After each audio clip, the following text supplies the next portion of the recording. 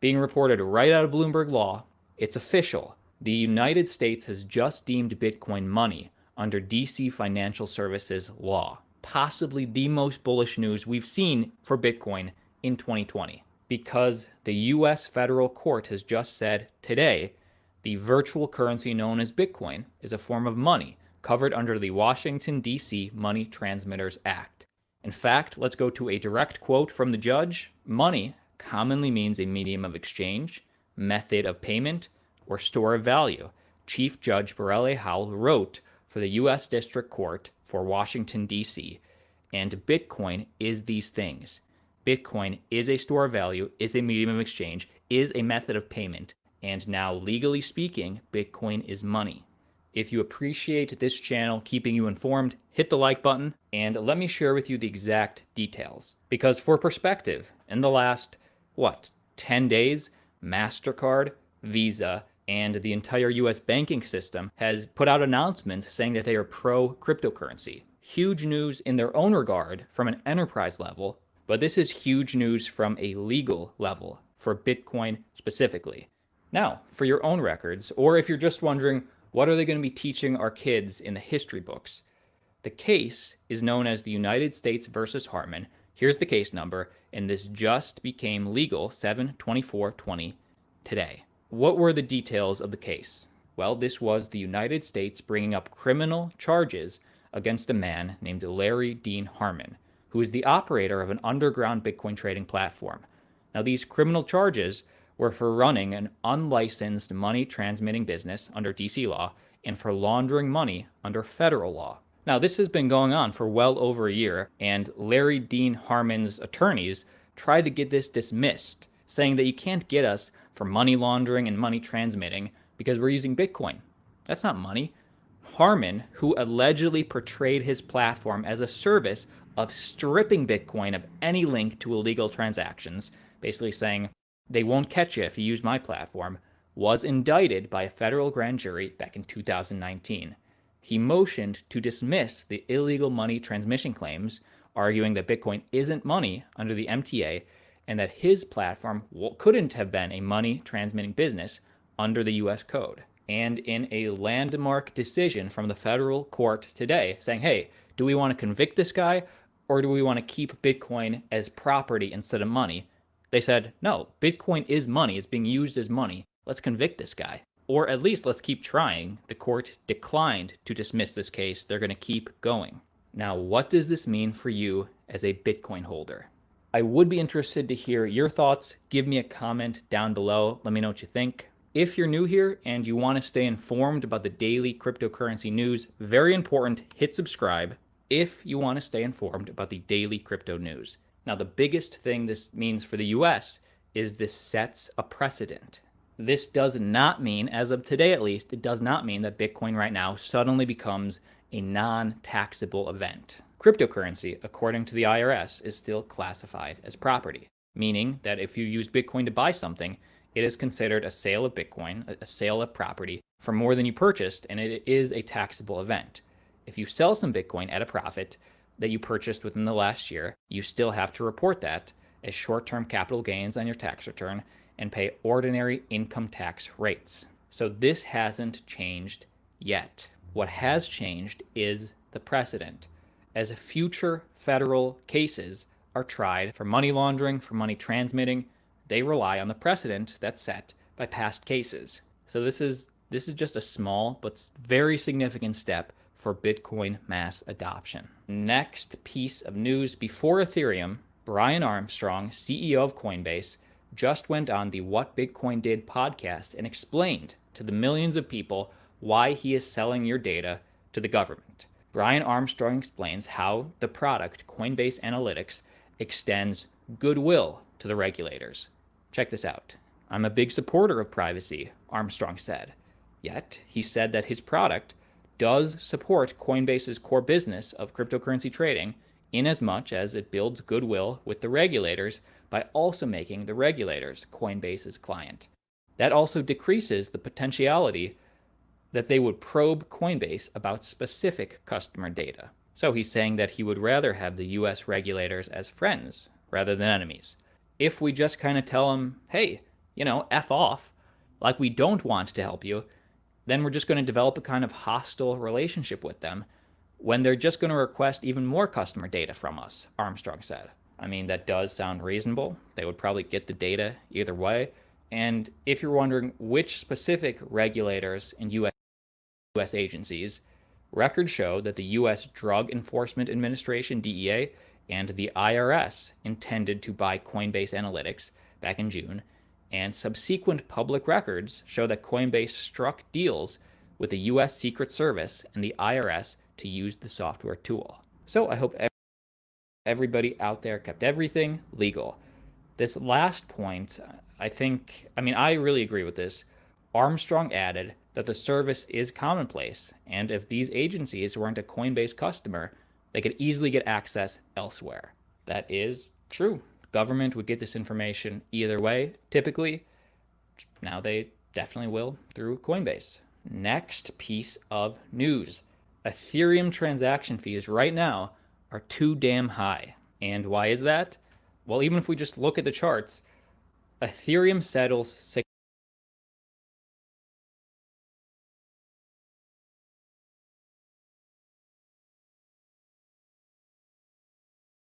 So what he's going to talk about right now is the Ethereum in the way that transactions are getting high. That's why the value of Chainlink and these other ones are becoming the next smart contract. So let's hear a little bit more about what's going on. But this is why I like Coinbase, is what he talked about before, is because Coinbase, I mean, they're not hiding anything, and crypto is gaining up. Some people don't like that, but at the same time, I think crypto is the future. So that's why I like Coinbase. That's why I like getcoinsnow.com.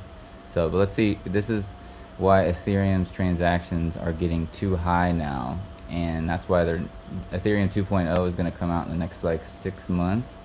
And but Chainlink and all these other ones I'm telling you guys about in the last videos are the reason why the next level of smart contracts are being created. But when Ethereum 2.0 comes out, it's all still going to be built on top of Ethereum. That's why Ethereum is still the #1 thing that you guys need to be focused on. But let's see what he talks about in Ethereum right now. This is interesting.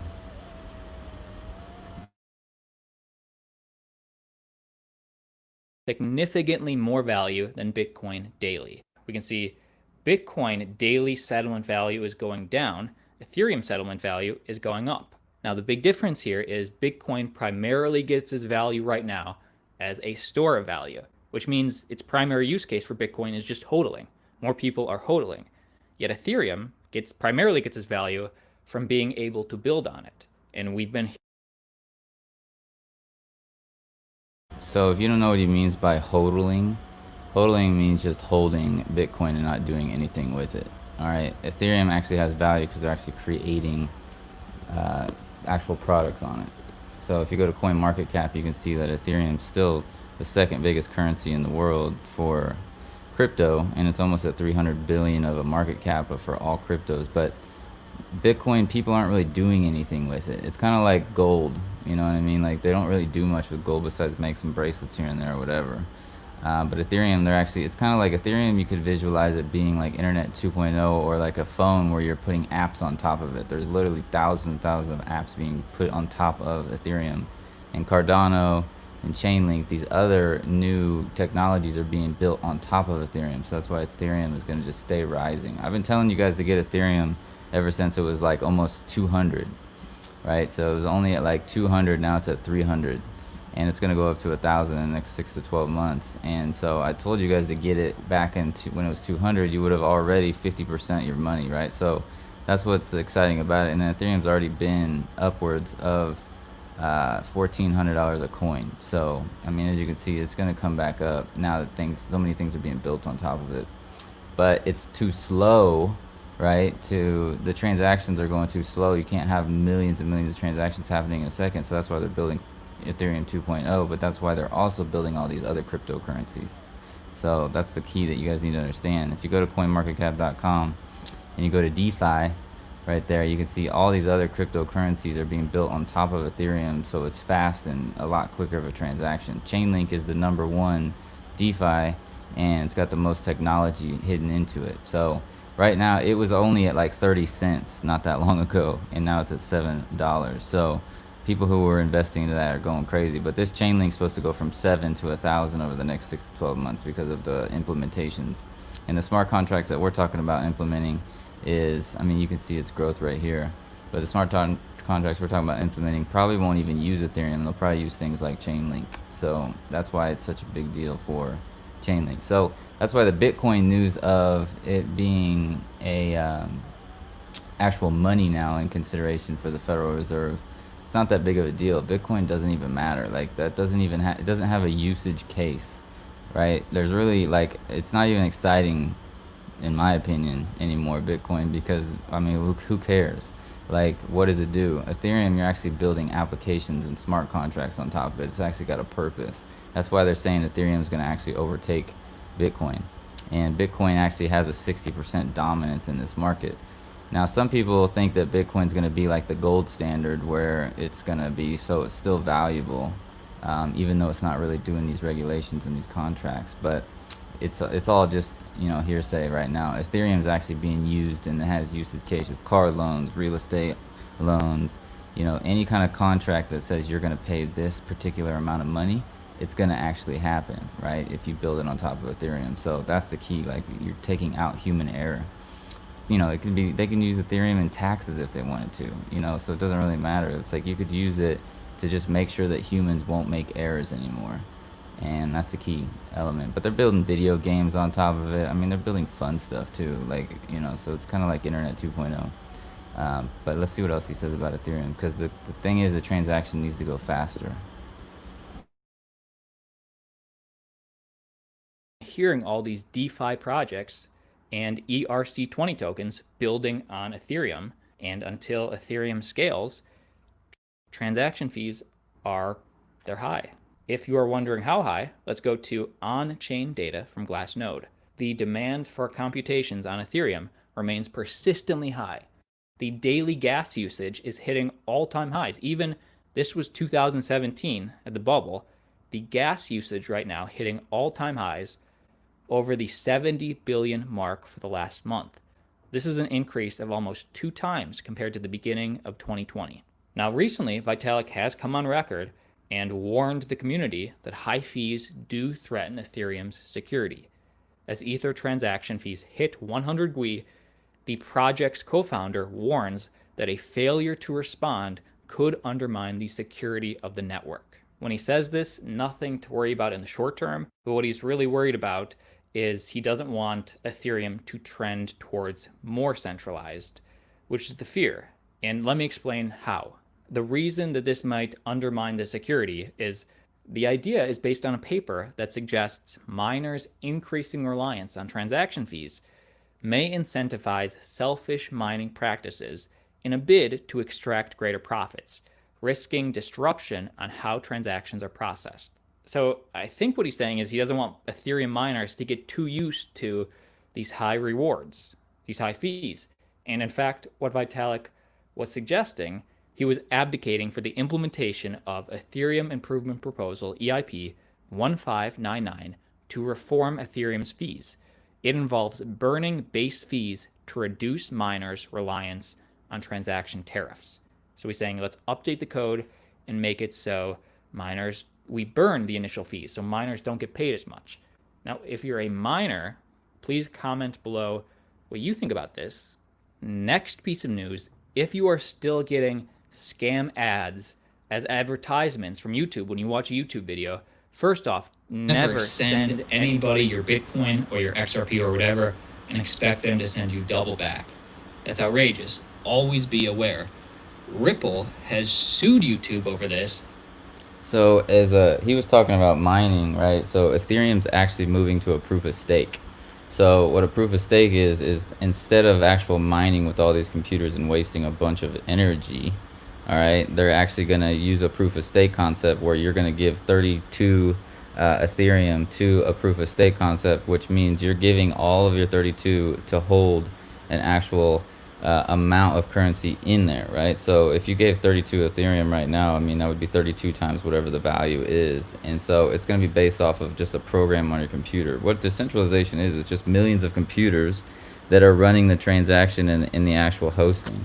right? Because like right now you'd have to go to like HostGator, right, .com if you wanted to like have like a hosting provider, right, something like that. So it'd be like its own hosting provider. They're trying to decentralize it to where you don't need anybody, right? If you're going to use your banking system, you're going to go to Bank of America, right? You're going to be using a banking system right there. So basically what this is doing is it's taking out all of the intermediators to it. You know what I'm saying? So there's really no hosting anymore, no nothing.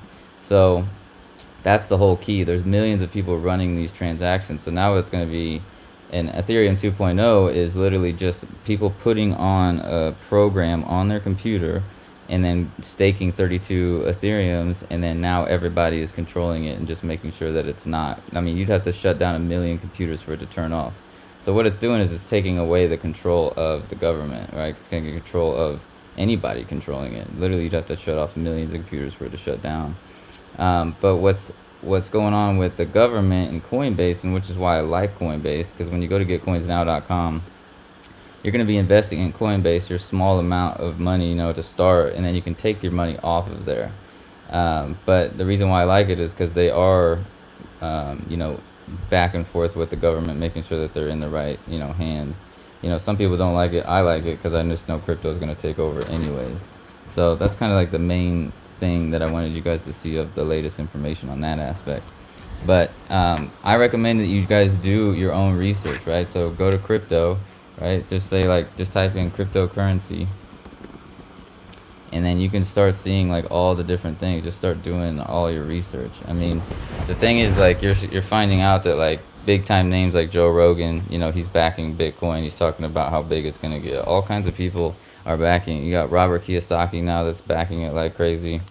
You know, there's a real reason why this is being created. So you need to go do your research, invest whatever you can into Ethereum, not Bitcoin, and just your little extra things hanging around. Because right now, like I told you, Ethereum was only at 200, right? When I told you guys to start investing, and now it's at 300, and it's going to go up to 1,000. So whatever you put into it, it's going to start rising up. It could drop back down to 250 and then bounce back up, but in the next 6 to 12 months, Ethereum's really going to start taking off, and it's already taking off. So, and it's already been up to 1,400. This was before people even knew what it was existed for, and that's for all of these exchanges and all of these computer programs and all of the smart contracts. So that's the dealio. You probably need to watch this over and over again. You need to go check out my other videos I've been doing. And then salesvision.com. If you guys are members of salesvision.com, you know you always stay updated with the latest and greatest information that we do here at SalesVision. New funnels, new videos happening here shortly with that as well. So you're going to be excited about that. Definitely jump into the back end of SalesVision and check out our latest updates. We got income producing activities now as a daily game. You get daily rewards right there, daily, weekly, monthly, and yearly, and all time. So it's exciting. And you'll literally see all of the income producing activities that I do to generate leads and sales online and live my own life, right? Literally, whatever I want to do every day, I do it. And you'll see how simple it is to do. And it's free to get started right now in SalesVision. It's not going to be free in the future, but for now, go in there and start doing these activities, and you'll see what's going on. All right, so much to love. We'll talk to you guys soon. This is video like number 103 of the 365-day challenge. Asia's over here laughing because I told her, she said she wasn't going to do 365 in a row. I said, I ain't mad at you.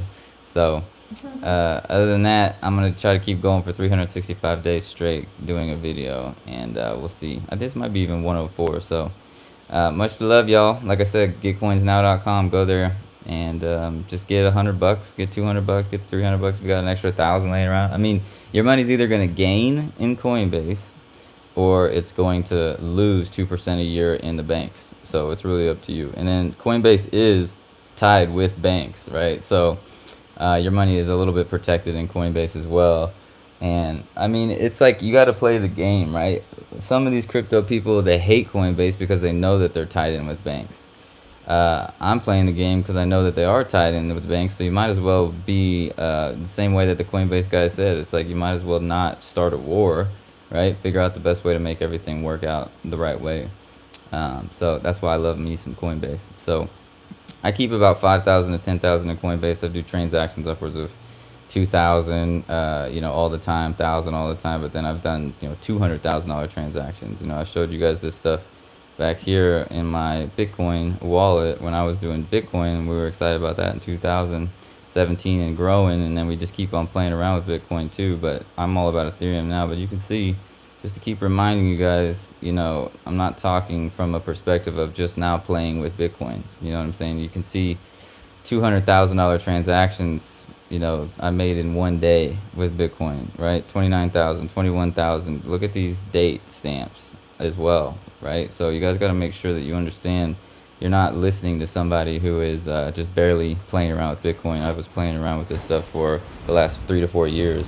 And now that smart contracts have come with Ethereum, it's exciting. Like, this is good updates. And Clifton and I were already looking at smart contract coding for our commission programs and everything. But as you can see, I mean, constant big chunks of money we're playing around with all the time. So this ain't no it's no little baby game. So go to getcoinsnow.com, grab yourself some. I make like literally nothing. You get $10, I get $10. I'm just giving you guys free information just to show you value, because really the way that you make money in life is giving value to the world, and the more value you give, the more value you receive.